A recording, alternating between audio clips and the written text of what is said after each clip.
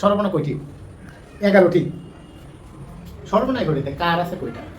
কার কার হলো 10টি। স্বরবর্ণের সংক্ষিপ্ত রূপকে কি বলে? স্বরবর্ণের সংক্ষিপ্ত রূপকে বলে কার। ব্যঞ্জন বর্ণের সংক্ষিপ্ত রূপকে বলে ফলা। 10টি কার। ভাই স্বরবর্ণ যদি হয় মোট 11টি, কার 10টি? একটা কার নাই কেন? কোনটা নাই? হ্যাঁ, এইটা। ওর কোনো কার নেই। ও সকল ব্যঞ্জনের সাথে মিশে আছে বিধায় ওর কোনো কার নেই। এটা দেখেন, এই জন্য বলা হয় এটাকে নীলিন। নীলিন কিন্তু বিলীন নয়। নীলিন বর্ণ বলা হয় এটাকে। আর যেহেতু বর্ণটা দেখা যায় না, কর সাথে মিশে আছে, আমি যদি লিখি ক সমান সমান ক মাইনাস ক, এই যে এটা যেটা একই কথা, মানে ক এই যে ও আসে, এইখানে নীলিন কিন্তু বিলীন নয়, যেহেতু কর সাথে মিশে আছে, দেখা যায় না, তাই এটাকে বলা হয় রংহীন বর্ণ। রংহীন বর্ণ। আচ্ছা, মৌলিক স্বরধ্বনি কয়টা? প্রশ্নে আসে মৌলিক স্বরধ্বনি। মৌলিক স্বরধ্বনি, মৌলিক স্বরধ্বনি মাত্র কিসা কইলে আবার আপনারা কইনা দেখালাম হিসাবে নাচতে না করি, এটা আবার ঝামেলা। মানে আপনারা যদি এর সাথে অন্য কিছু লাগান আমার কোনো দোষ আছে। 7টি কি গো? 7টি হলো অ, আ, রস্যই, রসু, এ, আরেকটা এই আমাদের উচ্চারণে আছে কিন্তু বর্ণের মধ্যে নেই। এটা এখনো বর্ণের মধ্যে স্থান পায় না। মৌলিক স্বরধ্বনি 7টি।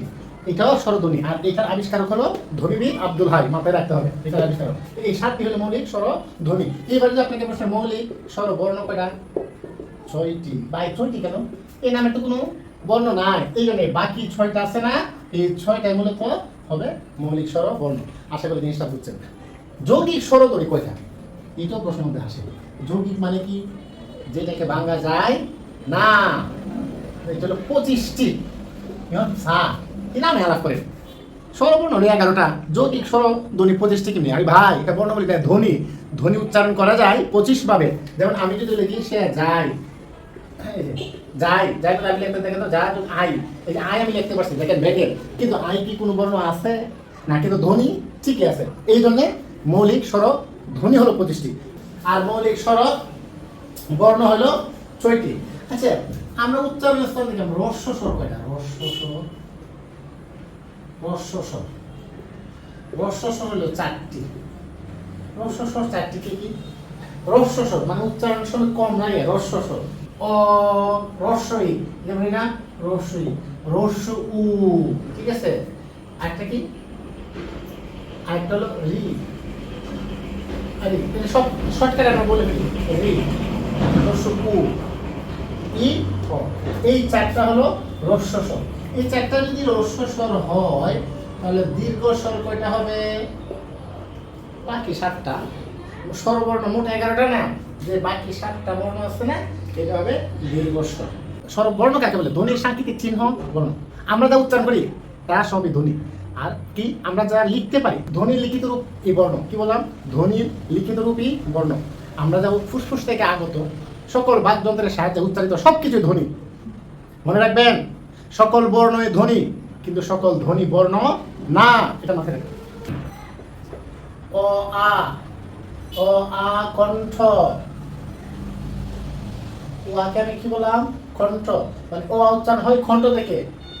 ই, ই তালু, ই করতে উচ্চারণ হয় তালু থেকে। ও কণ্ঠ, ই তালু, উ, উ উষ্ট। দেখেন আমরা যখন উ উচ্চারণ করি, রস্যু উ, ঠোঁটটা গুল হয়ে যায়, তার মানে কি? ঠোঁট, উষ্ট মানে ঠোঁট, ঠোঁট থেকে উচ্চারণটা বের হয়। ই, দেখেন ওই যে ই তালু, তালুর মধ্যে চলে যায় উচ্চারণটা। ও আজ কণ্ঠ, সরি অ, কণ্ঠ থেকে সঠিক প্রনাউন্সিয়েশনটা আপনার ডেলিভারি হয়, বের হয়। তাহলে কি? ও কণ্ঠ, ই তালু, উ উষ্ট, শেখায় তন্দাকার মারি দেই, শেখায় খালু। কি বললাম?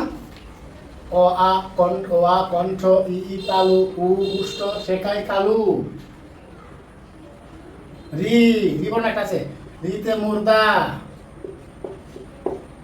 লিতে দন্ত, যেটা লি বর্ণ ছিল লিচু, ওই যে কাঠবিড়ালের মধ্যে আমি পড়ছিলাম, লি, লি বর্ণ উচ্চারিত হয় দন্ত থেকে, লিতে দন্ত, শিখতে শিখতে আমরা, আমরা কেন লিখি? শিখতে শিখতে আমরা ক্লান্ত।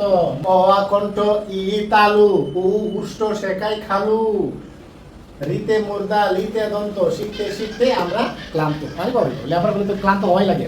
এই যে উচ্চারণ স্থানটা স্বরবর্ণ বললাম, এমসিকিউ আকারে আসবে যে উ, উচ্চারণ স্থান কোথায়? কণ্ঠ, তালু, মুর্দা, জিহ্বা আসবে কিন্তু তখন বলতে হবে উ, টু গুল হয়ে যায় উষ্ট উ, রসগোল্লা গুল হয়ে যাবে উ, ই তালু থেকে আসে। আশা করি জিনিসটা সংক্ষিপ্ত জিনিসটা বুঝছেন।